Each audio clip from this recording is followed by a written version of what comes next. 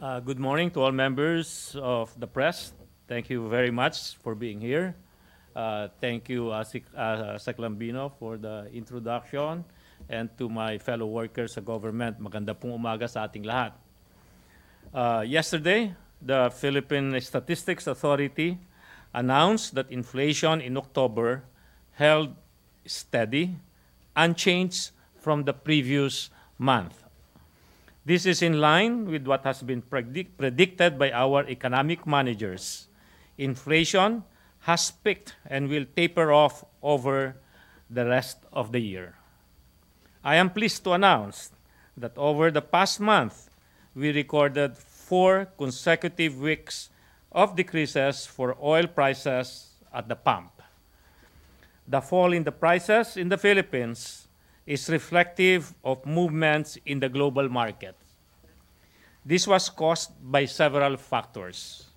In October, OPEC production rose to its highest level in almost 2 years, as higher output from Saudi Arabia, Libya, and the UAE pushed production up to 390,000 barrels per day. Additionally, oil prices fell this week as the start to U.S. sanction against Iran's fuel export was softened by waivers that will allow 8 major importers to continue buying Iranian crude. Despite these downward trends in prices, the Philippine government is expecting further volatility as markets continue to adjust to these developments. In recognition of this, the Philippine government is putting our people first and taking measures to mitigate short to medium-term volatility. Under the DOTR and LTFRB, fuel vouchers for public utility jeepneys in the form of a card are provided to qualified franchise holders. For the remainder of 2018 and the entire year of 2019, the government has allocated 4.8 billion pesos towards this program. The DOE has worked together with oil companies to provide relief to consumers in the form of corporate social responsibility programs. A total of 1,317 stations across the country are now providing a fuel price discount for public utility vehicle drivers amounting to 1 to 3 pesos per liter. Our collective experience over the last few months has reaffirmed the DOE's commitment towards a long-term energy security initiative. An essential pillar to that is the development of the indigenous fuel sources. To that end, we have drawn up 14 predetermined areas for oil and gas exploration. Our recent roadshow in Singapore received favorable responses, and I look forward to the economic thrust that the industry will provide our country. Under a shared vision with President Duterte, we are not just a government with malasakit, but we are a government of action, and we are laying the foundation towards achieving Ambition Natin 2040. Thank you for listening, and I look forward to answering your questions. MPC, you have question? Question? MPC? I'm sorry, Nestor. Morning. Morning. Morning, Secretary. Morning. Secretary, can you give us an update on the expected oil exploration deal between the Philippines and China in time for the visit of Chinese President Xi Jinping? Well, I'm not. I don't like to preempt what will be the discussion between during the visit of President Xi Jinping, and the topics are being taken care of by DFA. But are we expecting an exploration deal in time for the visit of Chinese President Xi Jinping? I'd rather not answer it at this moment. MPC question? Why, sir? I mean, if it's okay if you can give the details now, but at least are we expecting an exploration deal? Because Salvador presidential spokesperson Salvador Panelo last week said that the government is preparing or drafting at least 3 gas exploration deals in the West Philippine Sea. Well, there are exploration area within exclusive Philippine territory that is already in the here in Malacanang for signing. So if Secretary Panelo is referring to that, then that's the one. Last. So, sir, will there be a lifting of the oil exploration moratorium since we will be if we are to sign these deals, will there be a lifting of the ban? Because I think previous administration imposed a ban on this. Well, the issue of the lifting is being taken care of by the DFA, because of the diplomatic issue. As far as the DOE is concerned, prior so that we can resume exploration, we need to lift that moratorium. May follow up? Other MPC, no more question? Okay na tayo? Sige, May timeline ba, sir, kung kailan nyo ililift yung moratorium? Actually, that is best answered by DFA. No, that's why our focus now, DOE's focus on developing indigenous resources is on the 14 predetermined areas within the Philippines exclusive territory. Those are offshores and onshores, and this will be already made available come third week of November of this month. Okay, Christine? Sir, but has the DOE recommended or made a recommendation for the lifting of the ban? We did discuss that. I did discuss that with DFA, and I have requested that that DOE's position is to lift the moratorium. But as I've said, that issue, because of the diplomatic concerns, is best answered by DFA. Sir, when did you make yung request na to for the lifting? When did I? Yes. When did I what? When did you state yung position to the DFA that the DOE wants the lifting of the ban? Well, from day one, that has been the position of DOE. We wanted to lift it so that we can resume exploration. But as I've said, that issue has some diplomatic concerns, and we defer to DFA handling that. Are there any recent talks with the DFA on this issue, sir? Any recently, Yeah. this one, wala pa. So the last time was like last The year? last time, actually, siguro mga the trip to Israel. Yeah. But that talk was with the DFA. And what did they say, sir? Meron. Because we were working on the signing of the ratio with ratio, the exploration. What number is this? I forgot. That exploration contract with ratio. So while we were working on that, we said that we should also, it's best for the country to have that lifted so that we can also resume exploration in the area. Sa last na lang. So no feedback from DFA after that? They are taking it up. What I know is that they are taking it up ang sa mga diplomatic concerns. Thank you, sir. Okay, MPC questions.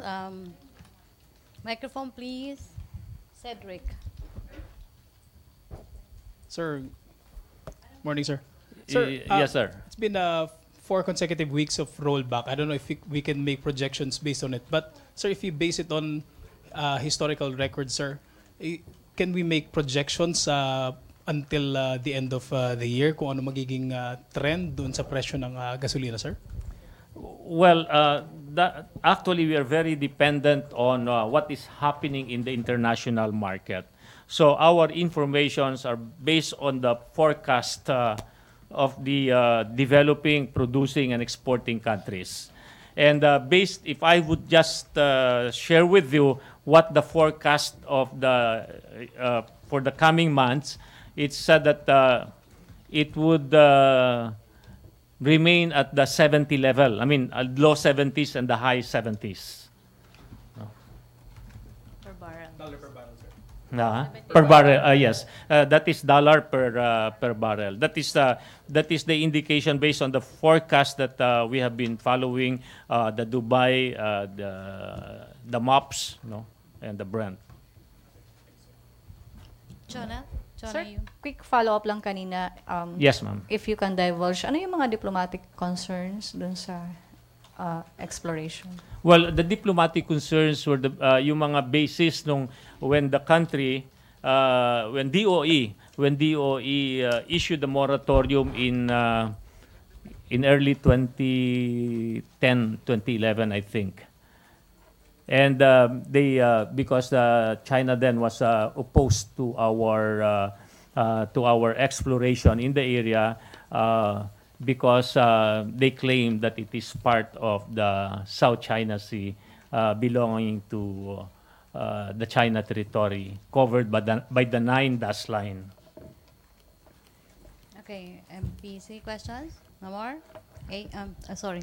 Secretary, which area or areas are up for exploration? Ano po yung mga inaayon ng government na areas? The 14 Yes. the 14 predetermined areas. These 14 predetermined areas are within the offshores and onshore, from the Mindanao to North Luzon. Questions? Bernadette? Sir, you said that the DOE is forecasting that the oil prices, the Dubai oil will fall at the $70 per barrel, low $70 and high $70 range po. So, ano po sir yung factors sir for this forecast sir? Ano sa tingin niyo ba't hindi po siya mag-hit ng $80 per barrel? Well, first, I'd like to make it clear that what I shared with you is not DOE's forecast. This is the forecast by the international market, which we are following. The basis of that is because of the softening of the sanction imposed by the U.S. against Iran. They have issued waiver to something like 8 countries to import oil from Iran. Okay, and then of course the U.S. have maximized or is maximizing their production, as well as the Saudi. So with that volume, that hopefully would keep the price at that range within the $70 range, low 70s to high 70s. Pero sir, despite this forecast po sa world market, sir, so hindi na po ba natin kailangan mag-suspend ng next round of excise tax, sir? Sa DOE position po, sir. Well, yung sa issue ng excise tax, I would rather refer that to DOF. Asek Lambino is here, and I'm sure he'll be able to answer that. Magandang hapon po ulit. As you know, the economic managers submitted their recommendation to suspend the next tranche of the increase in excise scheduled for January 2019. That recommendation stands, and it is an official document that we need to receive from the Office of the President in order to implement that recommendation. That recommendation was made when the price per barrel for Dubai crude and MOPS was above $80. And the futures markets also showed $80 and above for November and December. Thank you, sir. Okay, thank you, Bernadette. Rosen? Sige, sir. If I just might add, if we look at the increase in diesel, from December 2017 to October 2018, ang nakikita po talaga natin ay mga 15 pesos na ang tumaas. No? Ang computation po natin dyan, kung gagamitin po natin yung 15 pesos per liter, ay may 2 piso na dapat idagdag dun sa excise for January 2019. That's around 13 to 15% kung isama po natin yung VAT on the excise. No? So, hindi po talaga natin i-address ang buong pagtaas ng presyo by suspending the next tranche. Ang ginagawa po talaga natin ay tumutulong ng konti by making that recommendation, but at the same time, ina-anchor po natin yung inflation expectations para po yung behavior ng market, yung behavior ng households, yung behavior ng mga negosyo ay mas maging akma dun sa pag-stabilize ng mga presyo. Salamat po. Si Rosalie muna. Rosalie? Okay, follow up. Sige. Sige, Darrell, then... For ASEC Lambino, sir. Sir, si Budget Secretary Benjamin Jokno, he said na he's still hopeful na mag-push through yung excise tax on the first quarter. So, does this mean that it can still change yung suspension po? Will his opinion matter in changing that? The recommendation that was submitted to Malacanang was received, no? And that recommendation from the economic team stands. Ang inaantay lang po talaga natin ay ang official order from the Office of the President. But that recommendation stands. Okay, ASEC Lambino. Sir, just to be clear, sir, the recommendation stands even if the price of crudes remains at 70 for the remainder of the year? If it is below the threshold, ang tanong natin, I think, no? The recommendation stands because when it was made, the price was above the threshold, lagpas sa $80 per barrel, at saka pati po yung futures na tinitingnan natin, yung futures prices hanggang end of the year ay lagpas din po sa 80 at the time the recommendation was made. Since ang projection po daw sa international market is bababa ng mga 70 pero mag-stand pa rin yung recommendation niyo, sir? Ideally, ang gusto po sana natin gawin ay i-review yung recommendation after it is implemented. So, at some point next year. Okay, a question, sir. Yeah. Secretary Cusi from Pia Rañada. How many joint exploration agreements are in Malacanang for signing? And who will be signing these documents? There are 2. I think these are, if I remember, it's service contract number 57. And this is the issue of farming in for a company to be, because that service contract is owned by PNOC-EC, and they needed a partner to pursue further exploration and exploitation if the time comes. So they've been looking for partners, and one partner that they have shown that interest is the CNOC, the CNOC. So for them to farm in, because it has been farming in is not allowed, EO, I'm sorry, but I don't remember the EO number. So that needs amendment, and so we have submitted our recommendation for its amendment so that we can already sign that exploration.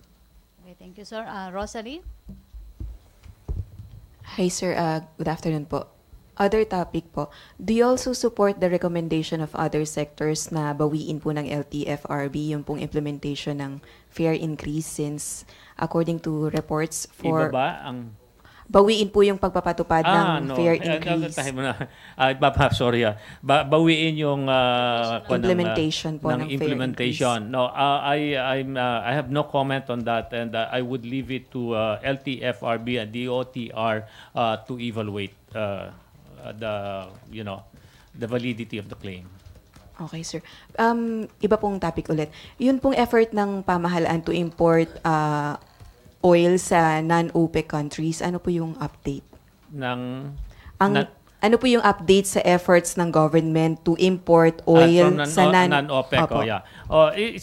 We are continuing, and the framework has been approved.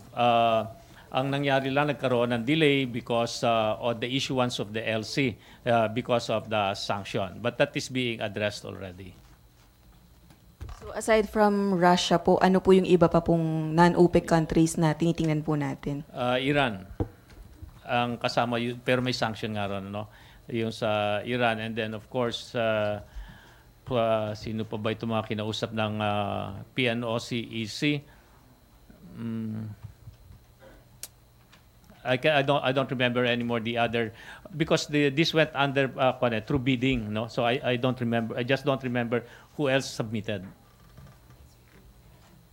Okay. Question, MPC? No more? Sorry, yung forecast. Sige, Bernadette, go. Ay. Sir, nasabi niya po na dalawa yung agreements po na nasa Malacanang po, di ba, for signing. Sabi niya po yung isang agreement is SC57. So ano po yung isa, sir? I'll give it to you later, no? Kasi just slip my mind kung ano ang SC72? number. No, 72 is not 72, because 72 is within that 9-dash line claimed by China. Definitely not 72. Okay. I'm definite about that. Sige, sir. Sir, yung sinabi niyong nag-submit po kayo na recommendation for the amendment of the EO po, sir, regarding sa partnership ng, I think, PNOC tsaka CNOC? Kailan po kayo nag-submit, sir? PNOC, EC, and ZINOC. Oh, yes. That is CNOC, that is on SC57 exploration. As I explained earlier, that SC57 is owned by PNOC EC, and they needed a partner to pursue the work. And I think the best proposal is coming from CNOC. And PNOC EC cannot continue the agreement or the acceptance of CNOC proposal until that EO is amended. So, kailan niyo po sinubmit, sir, yung recommendation to amend the EO po, sir? Kailan? Opo, kailan po? Late last year. Okay, sir. Thank you po. Okay, MPC, no more questions? Sige, sir, yung forecast kasi na talagang bababa yung presyo ng oil, ano ang magiging effect nito sa inflation natin? Sa inflation, no, I think the inflation caused by oil. First, we are projecting that the price of oil, there will be rollback again next week because of the improvement in the price in the price of oil in the international market. So that is the good news. And what now on the question, anong epekto nito sa inflation? Of course, nakakatulong ito na mababa yung inflation pagka bumababa yung presyo ng langis. Sabi ko nga po kanina na yung there were 4 series of rollback. Magkakaroon na naman tayo ng rollback next week. So maasahan natin na yung factor contributed by oil in inflation will be lessened, no? Actually, from September to October, it has already normalized. Ibig sabihin, what I mean is that stabilized, no? Na-maintain na niya. Okay. Si Asek Lambina, may answer kayo? Ano daw pwede maging effect, no? With the Secretary's permission, Yes, sir. kung titingnan po natin yung top 10 contributors to inflation, kasama po dyan at number 3 yung electricity, gas, and other fuels. Number 4, operation of personal transport equipment, yung mga pribadong sasakyan. At yan po ay makakatulong po dyan ang pagbaba ng presyo ng ating oil imports, no? So kung bumaba po ang international price of our oil imports, ay direct po yung effect on those items, dun sa commodities. Meron din pong pass-through ang fuel into the production of other commodities, pero ang estimate po natin dyan ay anywhere from 3 to 10% lang, no, ng cost ng production. So in terms of direct effect, nandun po talaga sa household fuels and sa private vehicles. Magla-last question na tayo. MPC? Sir, question Wala from Joe Malaya. Comment daw po sa concerns raised by Senator Gatchalian that the importation of some 2 billion pesos worth of diesel from Singapore may not be the best option to lower the price of diesel and assist PUVs since not all gas stations would sell the lowered price diesel from Singapore. Reaction daw po. I heard that yesterday people were asking me about that question. Kung ano daw po ang position ko do sa statement ni Senator Win Gatchalian. No po.